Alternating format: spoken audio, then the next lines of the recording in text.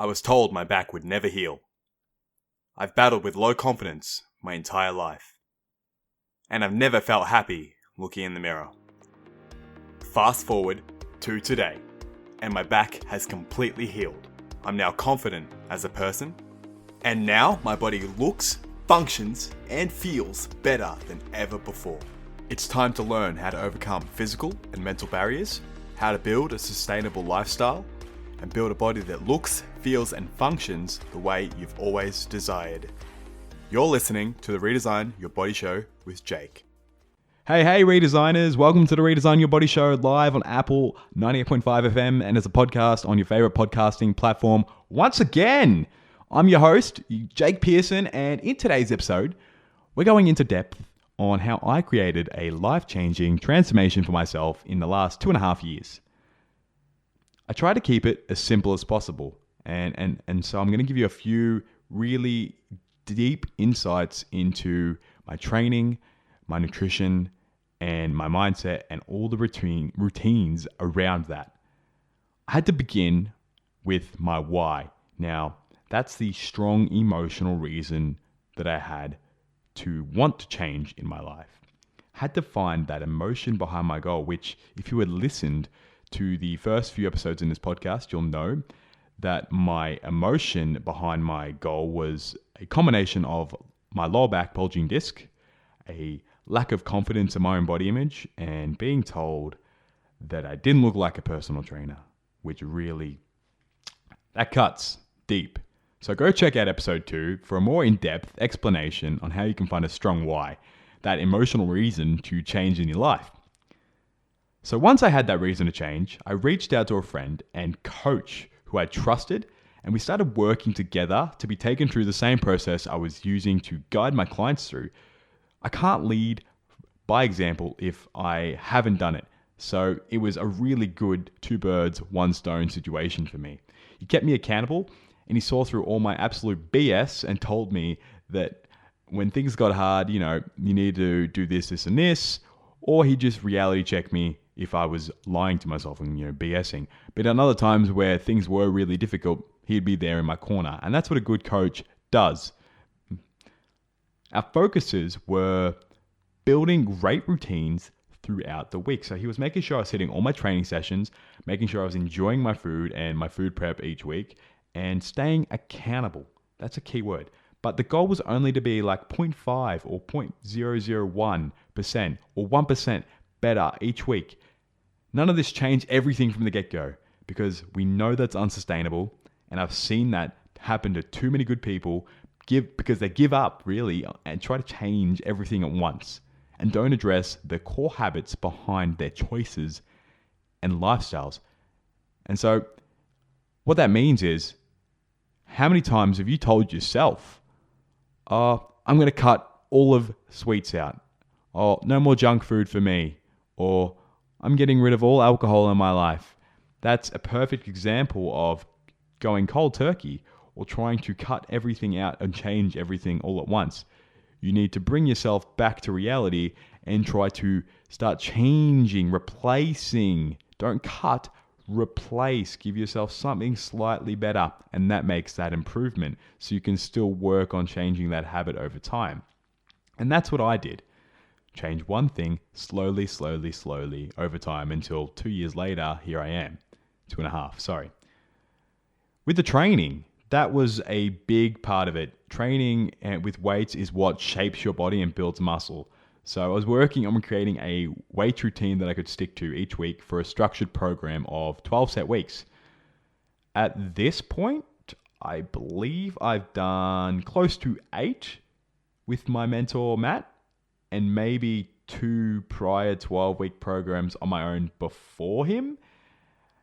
Each program, we would adjust the exercises because we had to manage my lower back pain, okay? We had to make sure I was building up my strength as the programs flowed, and only where we saw it necessary, we advanced the movements again from things like leg press and pull downs into squats and deadlifts as time went on.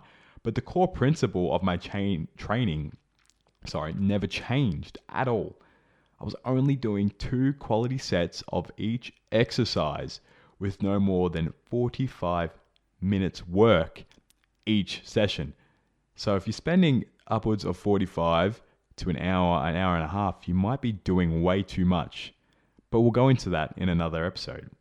So what I focused on these sessions was not the total amount that I lifted, which is volume, but the quality and the intensity of what I was doing. And that's being super specific on my training technique, as I didn't want to suffer any significant injuries ever again. And thinking back to when I injured my back though, it was a blessing that gave me that awareness to be able to go, I don't want any more injuries. I'm going to have to do this right and train with good technique, good posture, good position. But I've seen way too many people in the gym, not only are they lifting with not so great posture and position and technique, but they're either training way too much and there's no structure or purpose to do anything in the gym other than work out and feel good. And that's not their fault. There's just a lot of misinformation out there. Now, let's talk about me setting unrealistic training in the gym, okay? I would never want to train more than 4 days a week at this point because I've burnt out and I've done 5. But we'll touch on that in a second. I couldn't sustain it for 12 weeks. I think I did a 5-week weight training regime. No, 12-week, 5-day a week. Yeah, that's better. Training regime. And it absolutely killed me. I was actually starting to miss sessions. I was getting really sore all the time. And there was no consistency every week because, I might have been hitting 4 or 5 one week. And then a couple of weeks later, there was 4. So the consistency wasn't there at all. I'll tell you this now. I didn't want to see myself doing it long term. Which, if I didn't want to do it long term and I couldn't stick to it and be consistent, it was too much and I would have just gone in a downward spiral of burning out, plateauing, losing inspiration and willingness to train. And even though I was committed, I would still dread my training. So I've burnt out, and that's why I never would prescribe any of my clients like a 7-day-a-week training program. That's not the kind of guy I am. I don't hand out programs to people and say, hey, go do this. That's not who I am. That's not what I am as a coach. I might give most of my clients, to start with, 2 quality sessions a week because I know that's absolutely minimum to changing your body. And 2 sessions, 30 minutes a week, that's really realistic for most people. 3 30-minute sessions, yeah, you can fit that in. But I wouldn't give them 4 or 5 to start with. That's so unrealistic, and you've got to really build up a few other habits and routines around that to make sure you even get the most out of that kind of training regime. So if you're one of those people who you're telling yourself you're not enjoying your training and you can't see yourself wanting to turn up each week, or you tell yourself only a couple more weeks and I'm changing it, chances are you're doing too much. Okay? And if you see yourself wanting to change your training, you've got to ask yourself, why? Is it to do less, to achieve more, or because you're bored of that routine? Now, if you're bored, boredom is usually directly related to lack of progress. Oh, it's not challenging me enough. You go to the gym to challenge your body to grow and change and see changes that you really want to see, right? And if you're not seeing those changes, you get bored. So that's probably why you want to change your training. Now, I say it all the time. Oh, I'm going to change my program. Why? Why? Oh, I'm bored. Well, are you seeing results? Yes? Okay, then are you going to change it to make it better for your body so you can get more out of it? If you're not seeing results, then it's probably not just the training. There's going to be a combination of a lot of other things going. Remember that transforming your body isn't just the training. There's a lot of other factors that I'm going to go into, so keep listening. Food habits. Okay, so this is another factor. With my nutrition, I loved to keep it simple because I didn't want to count macros and calories. All I wanted to do was be calorie aware, right? And tick a few boxes for each meal. I aim to have that lean source of protein in each meal. A lot of variety though, and I didn't just eat them plain. I tried lots of different flavorings and ways to prepare them. So a spice cupboard, it's absolutely essential, and you need to have some sort of flavor it could be lemon, it could be lime, it could be some taco seasoning, it could be salt and pepper, garlic. You need spices in your life for your protein sources. It just makes things taste a whole lot better. Now, you wouldn't go to a 5-star restaurant, order a big ribeye steak just to have nothing with it or any flavoring at all. That's got to be grilled and prepared with herbs and spices in the back so it comes out tasting amazing and your mouth's just drooling looking at it. So if you can create gourmet tasting food like that, it's going to be a whole lot more easier for you to sustain that. Remember that, and you're going to enjoy it. Now, I aim to have a lot of low energy fruits and vegetables in my meal. So on top of my lean protein sources, I usually had a combination of frozen vegetables from Aldi, which is a supermarket that we have here down under, and a lot of fresh veggies, canned lentils, and fruits. But I've got some personal favorites. Frozen mango. Oh, that is by far my favorite fruit in the world. I won't have it like fresh, but frozen, oh, that's a different story. And my favorite vegetable is red capsicum. So the key words being favorites, you've got to find the stuff that you love so much that you could eat it for an eternity when prepared the right way. That will really help you be more consistent in the long run. The other thing that I looked to add to tick a box for most of my meals was to have a good source of fats in as many meals as I possibly could throughout the week. And you can get this from your fish, your oils, your vegetables, some fruits, but it's better to come from your oils and your seeds, okay? Because it's just higher in the omega-3 and omega-6. A couple of sources that I would recommend are things such as seeds and oils, which are easier to throw over your meals or onto your salads, but I wouldn't recommend cooking in them because it just destroys the compound of the fat and it's not worth it, okay? Then it's just redundant. So let's talk about the shopping list, okay? This is a big one. I had a shopping list ready to go for every ingredient that I needed when I was going to the supermarket for the whole week. Not just a couple of days, but for the whole week. My list may have changed over time as I explored different options for myself, but I currently have a mix of lots of fresh veg.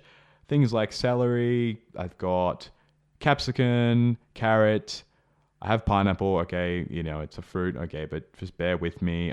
Sometimes I have lettuce, red cabbage, just things like that. I have lots of spices in my shopping list. Poultry, I think eggs, egg whites, and lean protein sources as well as yogurts. And of course, this is my number one. I can't live without it. It's coffee. I drink filtered coffee. I used to drink long blacks, and I used to make them instant, and everybody shunned me for it. But I'm okay. I'm on filtered coffee now, and it's brilliant. It's a game changer for me. If you haven't tried it, it's really, really good. So, having that shopping list, though, was really important and a key part to my week and my prep days. If I didn't have it, I'd be waltzing in blind to the supermarket and more likely to pick up things that I didn't need. Now, how often do you go, oh, hey, supermarkets strategically place things everywhere just so you will buy things you don't need. Having that shopping list in your pocket or on your phone in your notes is going to make things so much easier. And you can go into your notes, you can create a checklist so you can tick things off as you go. That's a useful thing. Try it out. The food prep days, I would set a couple of regular days aside. I don't have time to be slaving in front of the oven every night and day just to create meals, and I'm sure you don't either. You want to be more time efficient. It's not practical, but you'll gain a lot of more time in the long run by preparing meals on a couple of specific days each week for the rest of the week. And having that fantastic environment where you're in it all the time with lots of amazing food 24/7, that will help you stay focused and on track. So I set my Wednesdays and Thursdays, and that's depending on how busy I was, to cook my different meals, and I made sure that this was done before I went in to do any of my other tasks, before I went on to play any video games, before I sat down to watch any Netflix in my spare time. I made sure that this was done. It was a non-negotiable for me and has been that habit of mine, keyword habit, for the past 2.5 years. Wednesday and Thursday, 2.5 years, every day I cook. You got to find something that works for you. That right there is sustainable and it's consistent. And that is what is a big part of what has allowed me to get to where I am.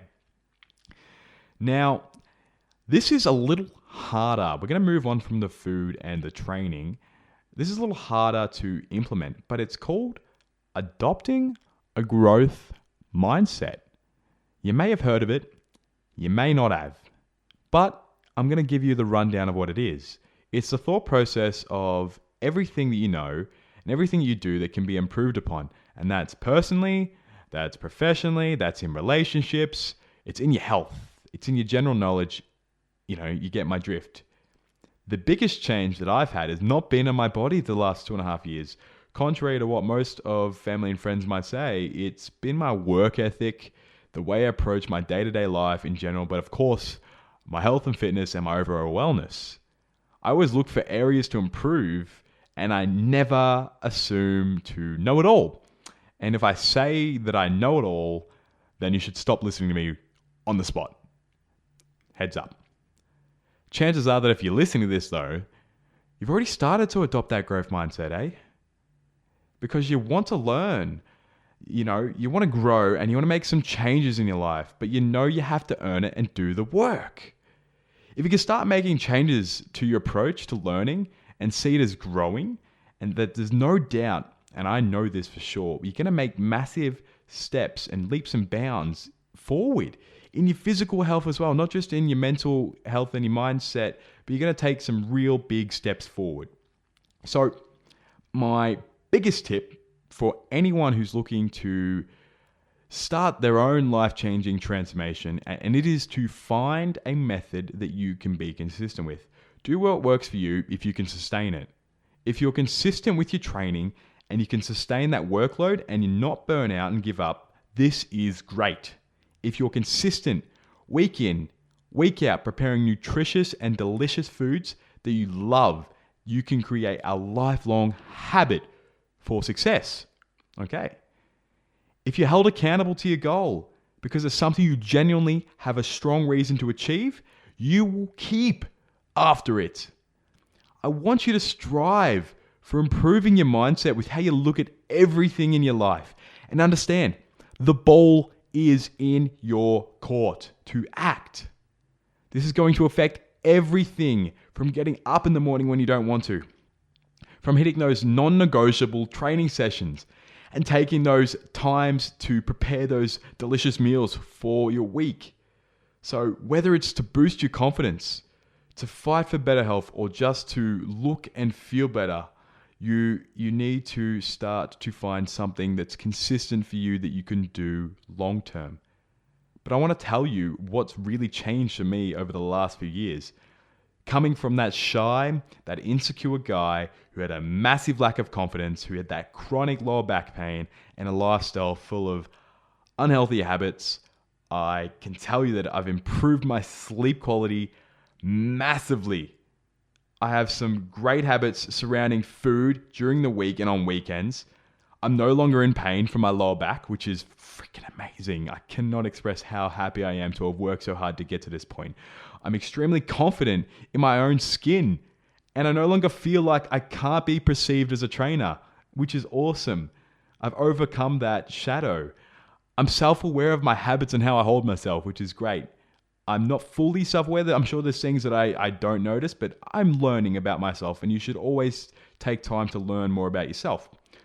I've changed my perspective on learning and growing, and I no longer wait for something to fall in my lap. And this is something that a lot of people do. Oh, we'll just see where life takes us. No, you have to act. The ball is always in your court. If you act now, things will come faster to you, and it's just powerful to take control of your own life. I'm in the best shape of my life. Oh my God, I'm actually so proud. This current moment, I'm in the best shape that I've probably ever been. Okay, and that is something that I'm very happy with who I am as a person and where I've come from. I'm very happy to have gotten where I am now. I have a passion. I love this. I have a passion that's helping people redesign their lives too, through the Redesign program, through the Redesign Your Body podcast. It's just, I just love it. I love talking to people about health now and just really trying to inspire them to take steps forward in any way they possibly can. But most importantly, I'm happy with who I am. I'm very happy with who I am, and I very much look forward to more growth. So remember this: a life-changing transformation isn't just the physical side of things, like training. It's not just about the nutrition either. It's about creating an approach that's to your health that's sustainable and something you can really do consistently for as long as you see yourself live. Physically changing and mentally growing alongside of that. That's what's great. That's what great healthy habits do, okay? That's a life-changing transformation. So that's been my life-changing transformation. Now, you might have missed a lot because I did talk a lot about what I've done. But the key message I want you to take home, if you haven't really found anything yet, it's to find something consistent that works for you that you can do week in, week out and see small improvements without changing everything at once. But if you have any questions, please, I'm very open to talking.